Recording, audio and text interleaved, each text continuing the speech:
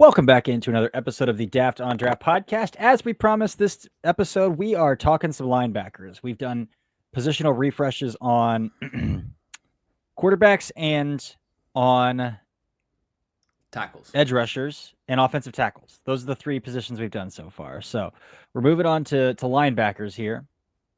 And we've got five big names that we really want to talk about, and some other names we'll hit on briefly throughout the rest of this episode here. But again, not doing that alone. James, you ready to talk through? I love watching linebackers. I don't know about you. Linebackers is a fun position. It is a fun position. It's a position that I think is very dependent on how they're used for it to be a fun position to watch and for it to be an easy position to evaluate.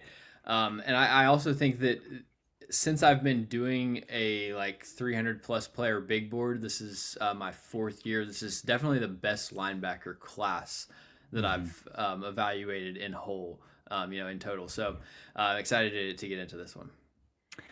Yeah, me too, man. I was a fan of the Leo Chenal year. That was 2023. Yeah. I like the 23. That was, I think Nakobe Dean was in that class too, which I was a little bit lower on him. But yeah, this is a really fun class, really fun group of players here. I think we're just going to work through the consensus order here in these top five with one that might not, well, he's 4 out of the 5 for us that we're going to talk about here. One that is a redshirt sophomore, but is, the more I watch him, I don't know if this guy goes back to school. So we're going to talk a little bit about him too. Right.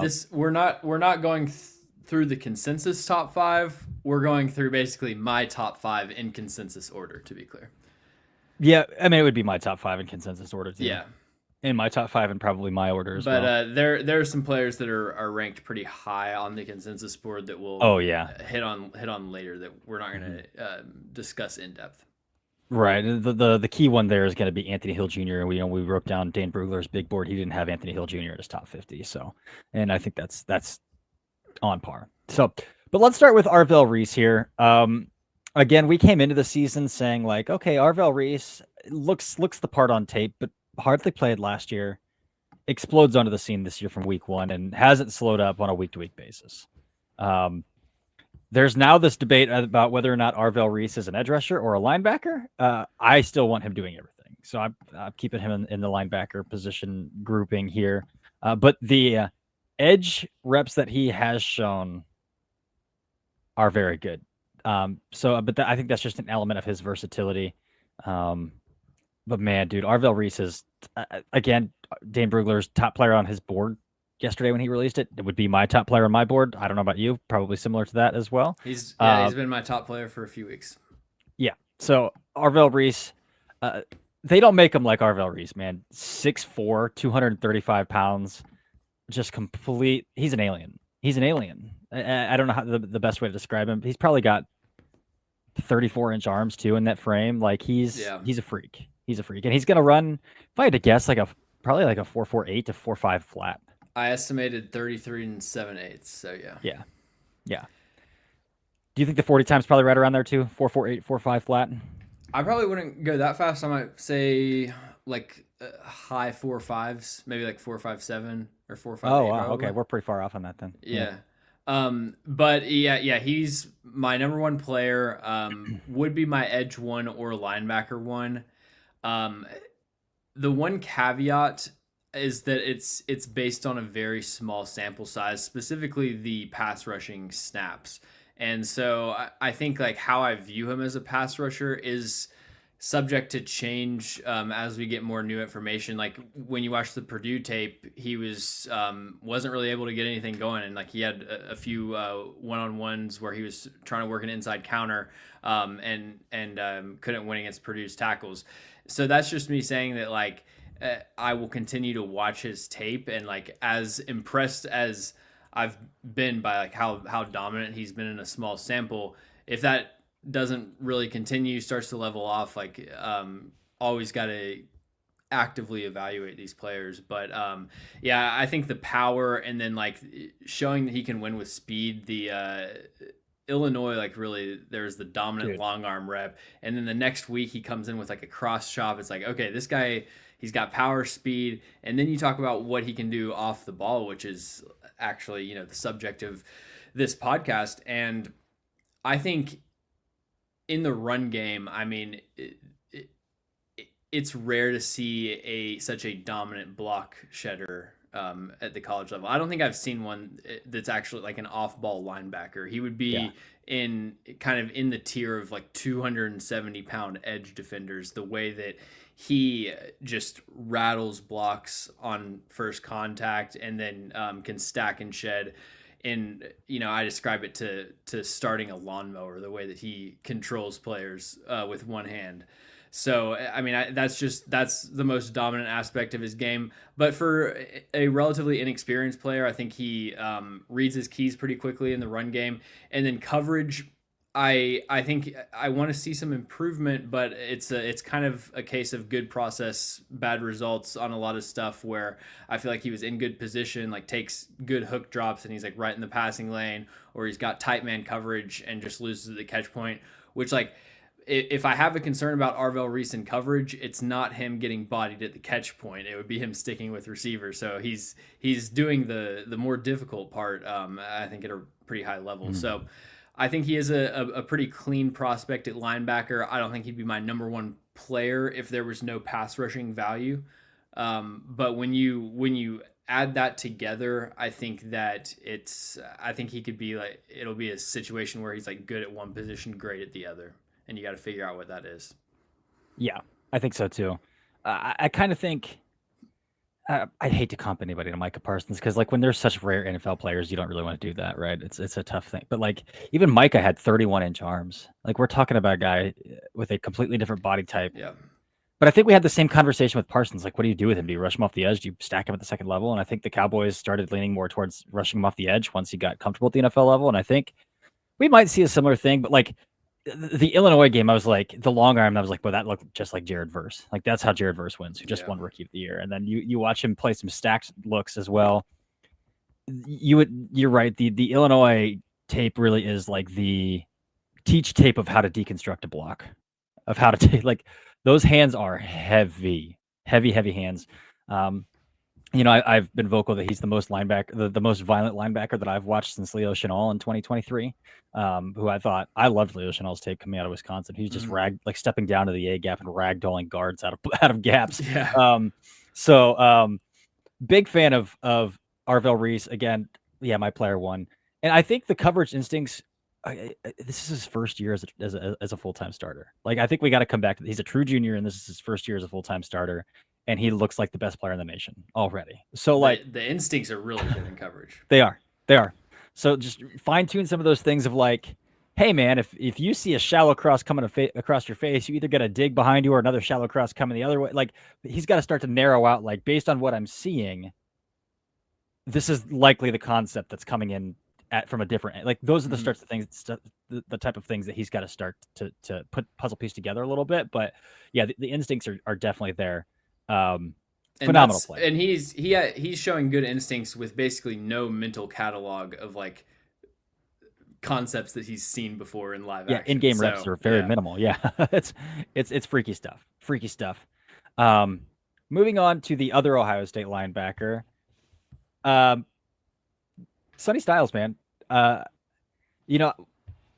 After week one, I had kind of said like, man, I thought Styles' eyes were really rough in this Texas game. Like, I don't think he was reacting as quickly as he needed to, triggering as quickly as he needed to. And since then, he's kind of shut me up.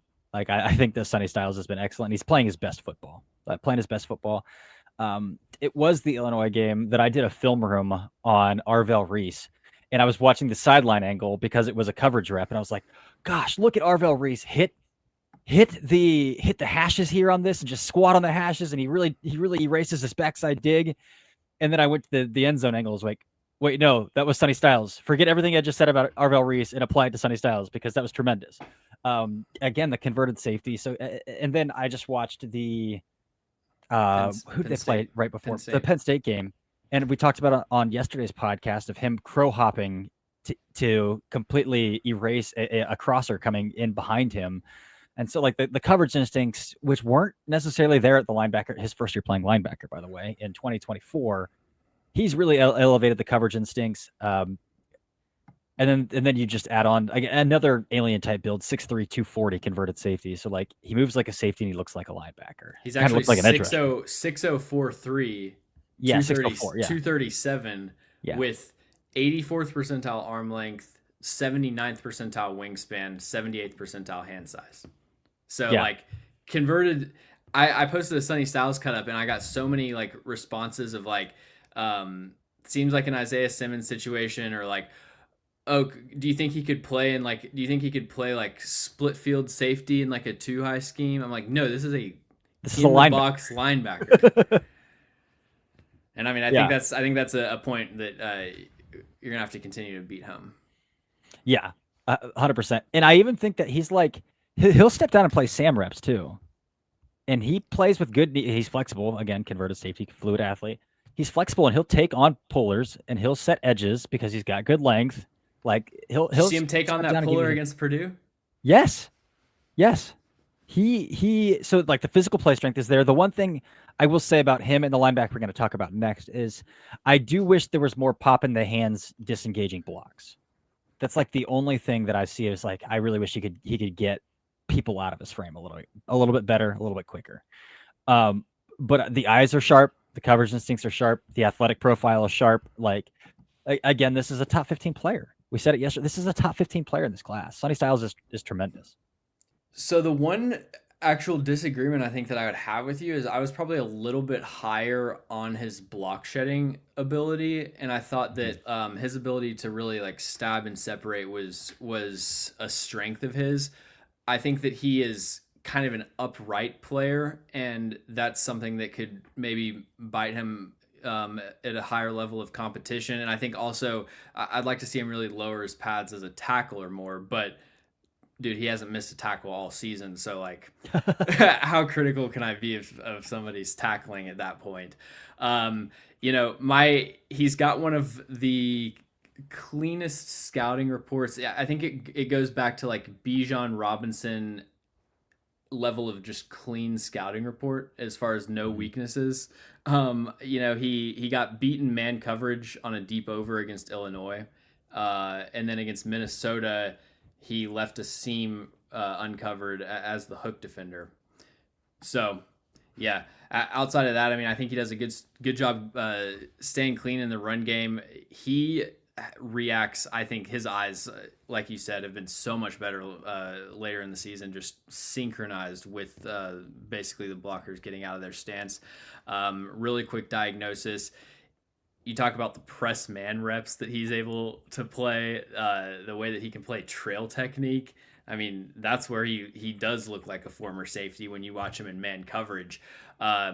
There was another rep. Like I think some of the stuff when he doesn't get targeted in zone and just the way that he knows how to take away routes, like one where he knows like when one goes vertical and then you've got a hitch out on the outside, he's got to really widen out to the curl flat to take away that passing lane. A couple examples of that led to sacks. So to me, Sonny Styles is somebody that impacts Ohio State's defense at a high level, and I think he is such a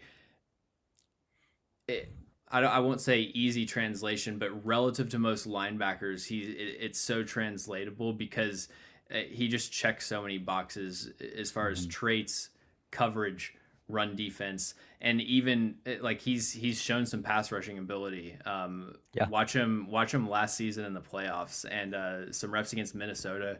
They were really impressive. So I think he's a complete player, top 10 on my board at the moment. Tremendous. Tremendous player. I'm trying to think of like who's a linebacker in the NFL currently that he. Jihad Campbell. Ooh, that's a good one.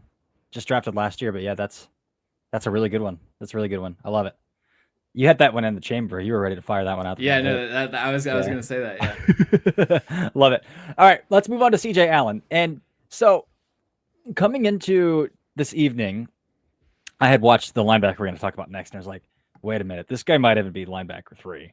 Because, I watched the Tennessee game earlier on CJ Allen, and I was like, yeah, I mean, this is good. Like he's getting pulled in every direction, and they're like splitting him sideline to sideline, every blade of grass, and I was like, but like I still think he should be a little quicker to respond to some of these things, or like have a little bit better instincts in coverage. Uh, but then I watched the Florida game right before we recorded, and I was like, oh my god, nope, this guy's good. This guy's still good. This guy's still really good. Like some of the trigger reps where he is shot out of a cannon from 0 to 100 is unreal. Like his Yeah. acceleration and explosiveness is very, very, very good. Like top shelf good. I do think that there were some play action reps where he might have gotten himself stuck a little bit too far down. But other than that, like the eyes are really clean. The ability to scrape blocks and then get his nose into gaps is tremendous. And then he is even really hyperactive in coverage too. Plays with really light feet, and he is very hyperactive in coverage too. Um, I saw him run the pole in Tampa 2. I saw him get to the flat on a running back. I saw him match up on a tight end and man coverage, all in the Florida game alone. So I think he's a pretty well-rounded player in coverage too. So um, I came into tonight. I was like, I need to watch one more Allen game before we record. I came into tonight thinking I was going to tier it out as Arvell tier 1, Styles tier 2, Allen tier 3. Like they all deserve a tier difference, but I think I'm more willing to throw Allen in tier 2 with Styles now. Okay, so yeah, I'm definitely a little bit lower on you than Allen, and I'm very conflicted because and he reminds me of Cedric Gray, who plays for the Titans right now. Just in It's sort not a of great comp. this. Well, he's an awesome run defender. He's become Okay. yeah. The Titans are basically on defense the whole game, and he just racks up run stops, and then kind of has no idea what he's doing. I don't think they've taught him the coverages yet, but CJ Allen, like his trigger in the run game is phenomenal. The flexibility to bend and twist around blocks. I can't remember which game it was from, but there was a rep where he comes just screaming downhill, kind of overshoots it, and the blocker like gets an angle to the play side on him, and he basically just sinks at the hips, dips, and like limbos underneath the block, and then reverses back upfield. You'll see it on the highlights that I'm playing, but some incredible block avoidance from him. I think that he doesn't really have the ideal length to stab and separate, and I think he ends up frame to frame with blockers too often, and he will get mauled at the second level when a blocker is able to connect, and so that can be an issue for him. But aside from that, in the run game, incredibly clean, 6.0% missed tackle rate over the last 2 years. He will put his body on the line to torpedo a lead blocker. And I think just a good blend of being gap sound, but also being aggressive downhill. So I love what he brings you in the run game, and really have no qualms about him as an early down player. The coverage is where I would probably like disconnect from you, because I think that in flashes he shows potential in coverage. Like I think he's got the range to run vertically, although he was consistently behind when he got targeted on those assignments. Like he's given up some big plays, like wheel routes from the backfield. His recognition ID of his assignment from the backfield, whether it's from across the formation or whether he is lined up directly in front of the running back he's supposed to be covering, I thought was abysmal. Some key conversions like Alabama, the third and short. It's basically just it's stealing candy from a baby if you want to just run a flat route against him. Um, in his hook drops, to me, I thought he was somebody that drops to a spot, covers grass, and doesn't really have a feel for the routes that are developing behind him. Um, I think that there are flashes where he shows, like the Auburn game this year, the Florida game last year. He shows potential there, but to me, I see a lot of Roquan Smith comparisons, and I just think the coverage is so far behind what Roquan Smith was. But very big fan of him as a run defender, and I have a lot of similar concerns and things that excite me about the next player we're going to talk about. So I do sort of see them in a similar tier. Okay, I love that because yeah, I could see it for sure. The next one, dude, This guy's fun. Josiah Trotter is a revelation to this linebacker class, and I didn't watch him because he's a redshirt sophomore, and in the NIL era, it's like redshirt sophomore going back, going back to school. He's going to get paid a lot of money to go back to school. Still might. The younger son of Jeremiah Trotter, the brother of Eagles core special teamer Jeremiah Trotter Jr., 6'2", 235 is what he's listed at. He's not in Reese's tier in terms of punching blockers or deconstructing or initiating contact at the point of attack. But this dude has absolute hammers for hands. When he steps down and he takes on a block, dude, like the knockback power in his hands is absolutely tremendous. It's tremendous. The second line on my scouting report is dynamite's attached to his wrists. Yeah, like he punches dudes when he engages with them. Really awesome run defender. He really flexible player as well. There's some pass rush reps where he is able to really kind of contort his frame and bend around guards when he's firing through the A and B gaps. And then I think it was the Auburn game. He hurdled a running back in pass pro to get the game winning. He got a half sack, I think, on the play, but he hurdled the running back in pass pro to get a game winning half sack on that rep as well. So he's a really explosive athlete too. Only a redshirt sophomore. Really fun player, man. Really fun player. And today I would have him at linebacker 4. So, yeah. Yeah, I've got him 39th overall, linebacker 4. I could see him coming back to school, cleaning up the coverage, and like if this guy is a better cover linebacker, he's a top 15 to 20 pick in my opinion. So when I watch players, I'm constantly like saving clips so that I can go back to them like 4 months from now and refresh my memory of, like gradable reps, good or bad.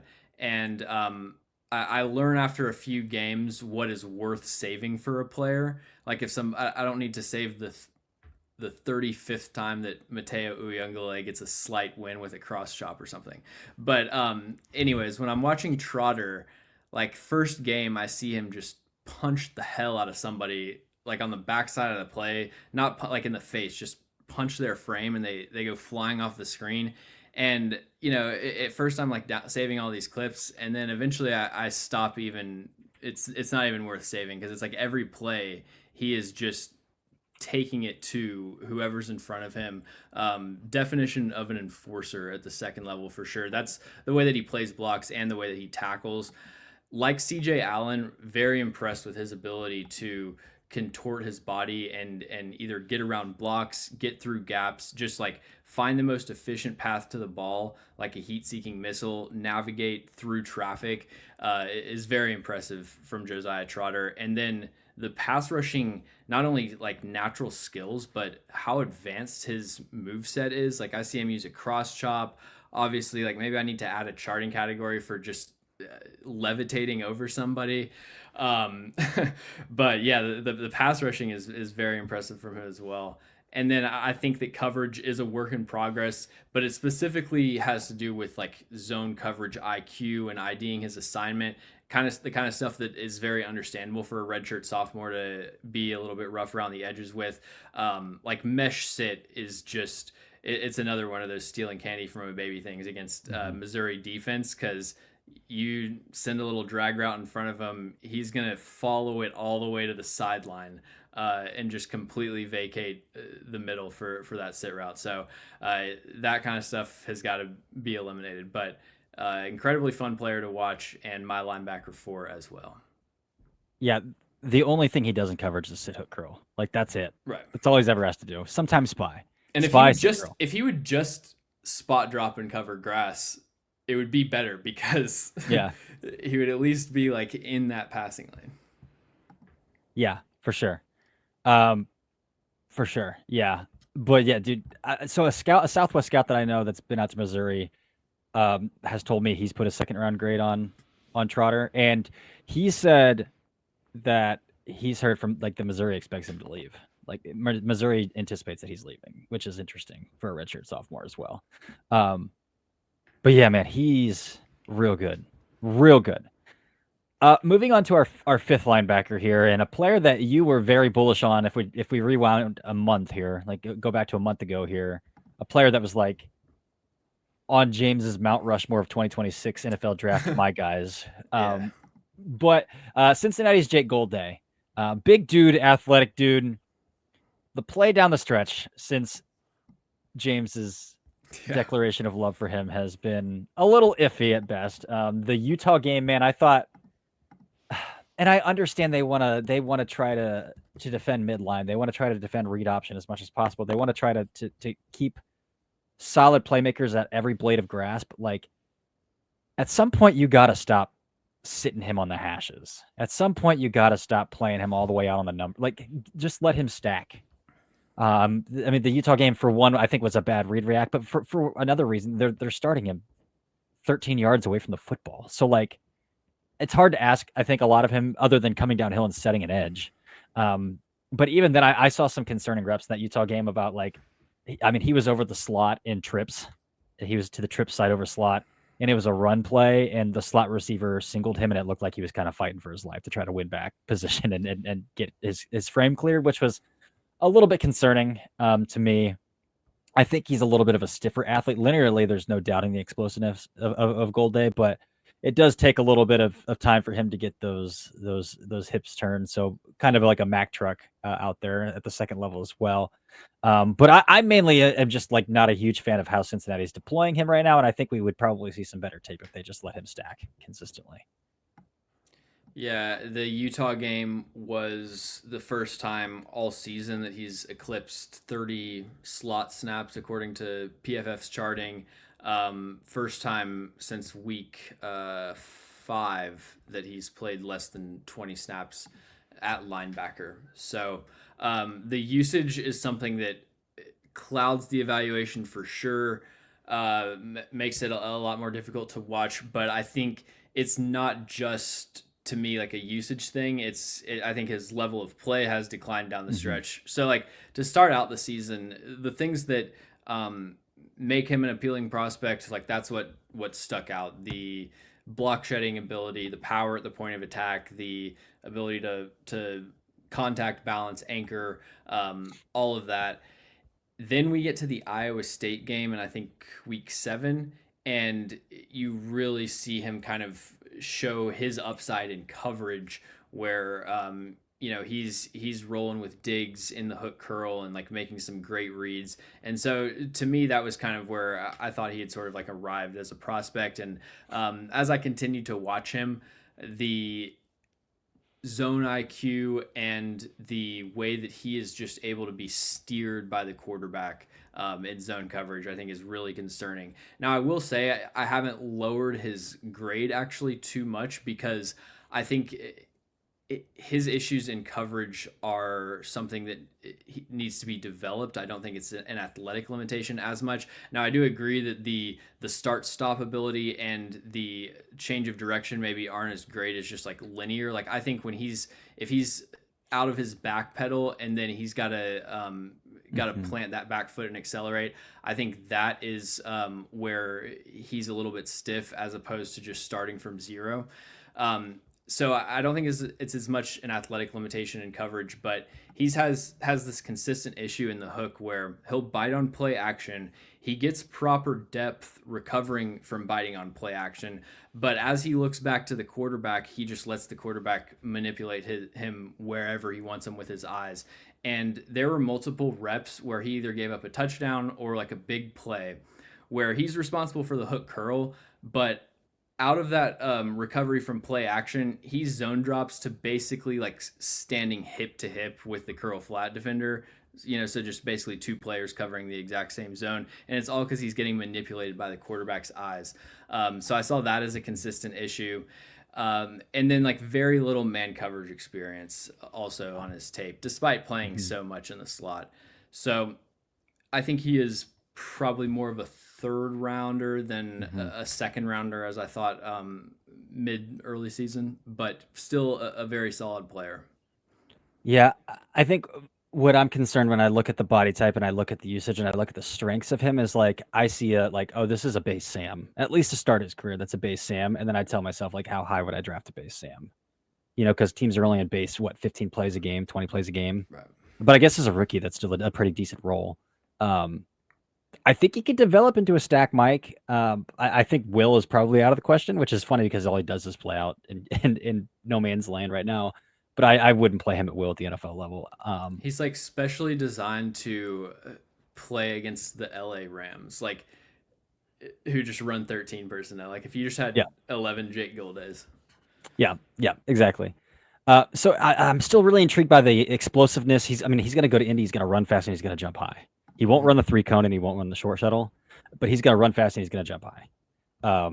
And so I think his stock will be on the move. He's going to go to the All-Star game as well. If you watch the 11 on 11 reps exclusively, you'll love him. If you start watching some of those running back linebacker drills, you might not as much. And But when I did the Feldman's Freaks list kind of audit for wide left, Cincinnati was actually a relatively accurate school as okay. far as reporting. Very high claims. Like they are one of the. I think he's got a lot of sources in the program, I guess. But so they make a lot of claims, but they back them up pretty well. And what were his Feldman numbers? I don't remember exactly, but he's got, I mean, absurd tracking data.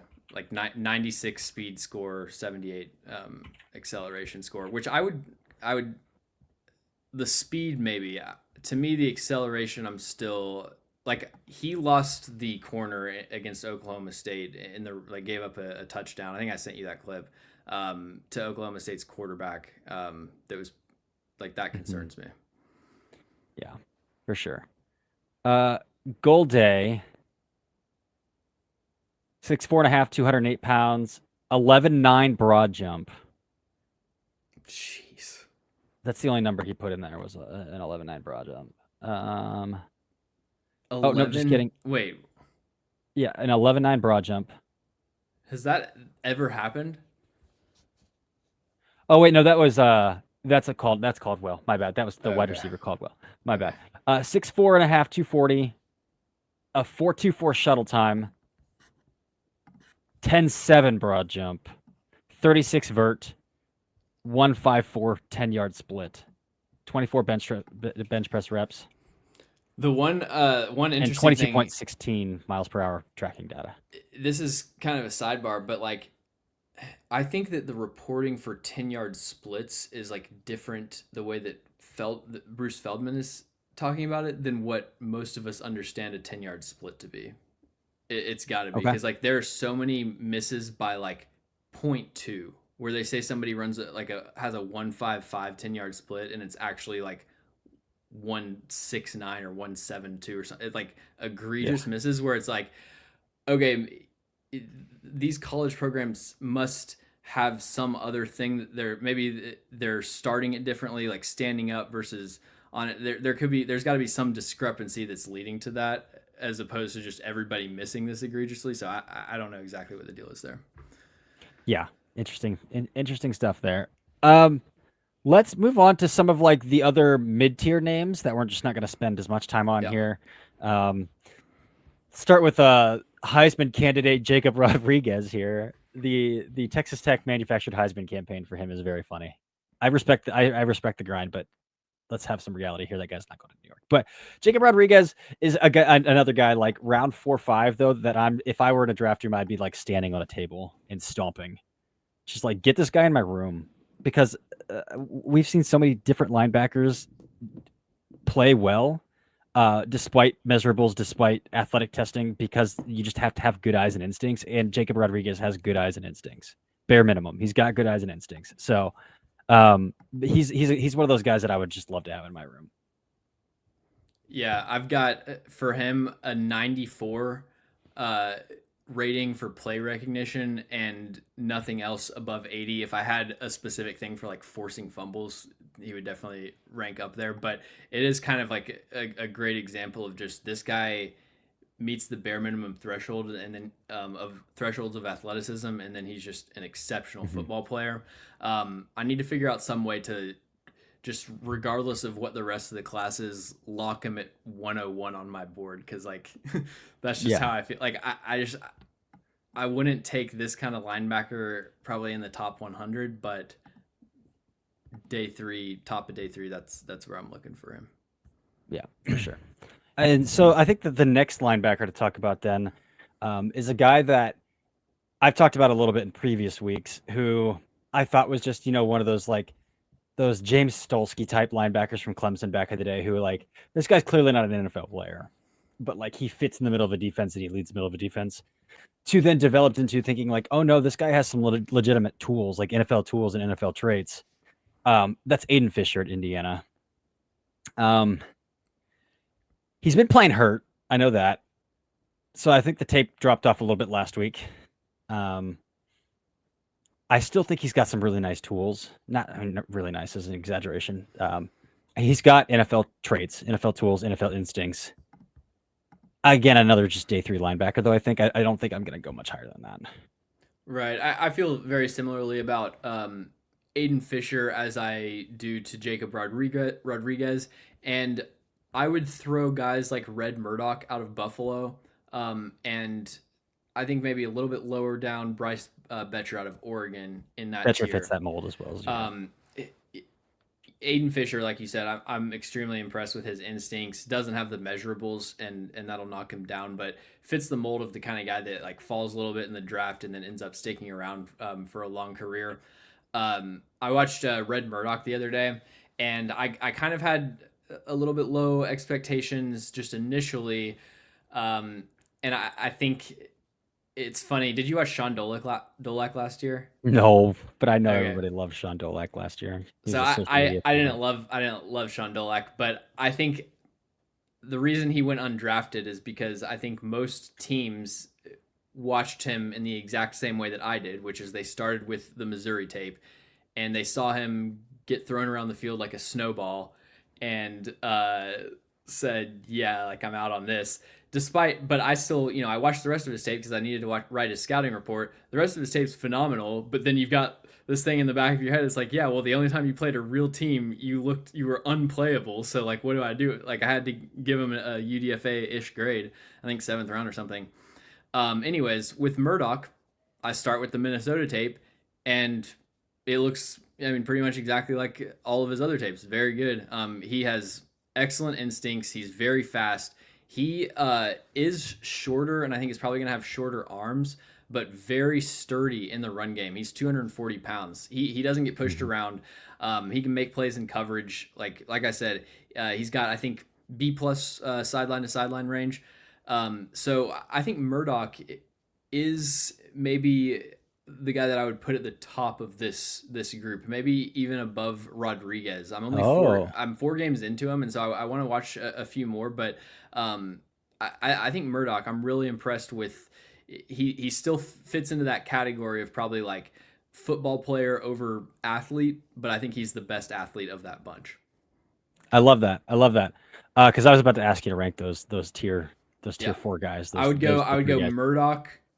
Murdoch Rodriguez. Like, I mean, Rodriguez's production is undeniable. I would still probably go. I would go Murdoch, Rodriguez, Fisher, Aiden Fisher, and then Bryce Betcher. I think Bryce Betcher, his negative plays are very concerning. Like the way that at times he can get physically dominated in the Big Mhm. Ten. I have concerns with. Yeah, he's got no pop in his hands. Mhm. There's no pop there. Um, let's talk about 2 more here, and then let's get out of here. And these 2 are players who have had some sky high hype, some kind of like low hype of like, oh, they just bottomed out, and now they're kind of like back to probably mid range as well. Utah's Lander Barton again had first round grades from scouts last season, preseason. Like, went back to school. I think he's still now probably very firmly a day 3 player, but the play has stabilized compared to last year. And then Deontay Lawson out of Alabama as well is kind of in that same. Lawson never had round 1 grades like Barton did coming into last season, but Lawson's kind of had that roller coaster ride of like, is he good? No, he's bad. Is he? He might be good. And I think like he's also hit like okay, what I see is what I get, but what I see is what I get, and I'm seeing it on every single tape. Like I'm seeing it on a week in and week out basis, and it's not this up and down, up and down, up and down kind of thing anymore. Yeah, I watched Barton's tape last week, and I would definitely agree with that assessment. I think like stable is a really good way to put it. Not, I wasn't blown away, and I think he's firmly a midday player that you're drafting primarily based on the athletic traits and the fact that the tape is now passable might be too harsh, but the tape is now like decent to solid. I still think the eyes are all over the place at times, and it despite his measurables gets him stuck to blocks a lot. And so if you're looking for these one of these like bigger bodied kind of traits guys, I just like I still think Golday, and then obviously Styles would be better options. I was about to give you a scenario here, but then I looked up when his brother was drafted, and his brother was drafted really high, and I didn't like higher than I realized. I was about to ask, like, does he get drafted before or after his brother Cody did in 2019, who was the Utah linebacker? When was Cody Barton drafted? 88th overall by the Seahawks. So that's interesting. That's third round. I have a mid 5th round grade on him, so I wouldn't draft him earlier. His highest grade on the consensus board is the Blesto preseason rating at 79 this year. Yeah. What was the Blesto grade though? I didn't enter that, but yeah, he was 79th on the Blesto ratings. Let me see. Blesto put a. So I mean, probably a third, fourth, mid fourth. So yeah. It's not too far off from you. So yeah, not as high as Cody. All right, man. And then Deontay Lawson, he needs a shout out because he's played his best football the last 2 weeks after a slow start to the season. And I always like Deontay Lawson for what he is, one of the better block shedding linebackers in college football. And like this class as a whole, if you just look at the cumulative block shedding ability in this linebacker class, I mean, it's like 2003. The way that these guys are taking on blocks, the hopefully it's a sign of things to come, but the era of like every single linebacker being 220 pounds might be kind of might be done over. Like my top 7 linebackers. No, my top 8 linebackers. The lightest is 235 pounds. Jacob Rodriguez and CJ Allen. Everyone else is 237 to 245. So a lot of guys that can play through contact. Yep, I agree as well. Going through some of the measurables, and I have it pulled up, so I'm just going to say it. Deontay Lawson, 6'0", 230. Anybody else? Arvell Reese, 6'0", 40, 238. Again, these are all estimated summer because they're underclassmen. Well, Lawson's not. I bet I do have verifieds on Lawson, but so Lawson's verified weight was 218. Which, yuck. But I think that might be an injury, like he lost weight because of the surgery. So that's what I have in the system. But like he plays like a 230 something pound linebacker and looks like that. So that'll get updated. Aiden Fisher at 6 foot flat and 232. That fits. Jacob Rodriguez, 6'1.5", 232. Is Murdoch in here? We got Murdoch? No Murdoch. No. That would have been fun. Is Golday? Yes, Golday is in here. 6'0", 40, 237. It estimated 6'4" or 4'6" flat 40. So we got some decent sized boys in this class. Yeah. Some decent sized boys here. All right, man. That's a pretty good extensive recap there on this linebacker class. And again, we didn't even get to hit on guys like Arian Carter at Tennessee or a lot of names. Drake Bowen at Notre Dame. Like those are the guys that we'll have to get to. Kyle Lewis, Pittsburgh. Speaking of overhang safeties. Yeah, he's tiny, dude. I was watching his tape and I was like, this guy's tiny. Again, these are guys we'll get to in like January, February. Like these are January, February players to write up. We can't hit them all. All right, man. We'll be back tomorrow with some bold predictions and breaking down the slate. But until then, this has been another episode of the Daft on Draft podcast.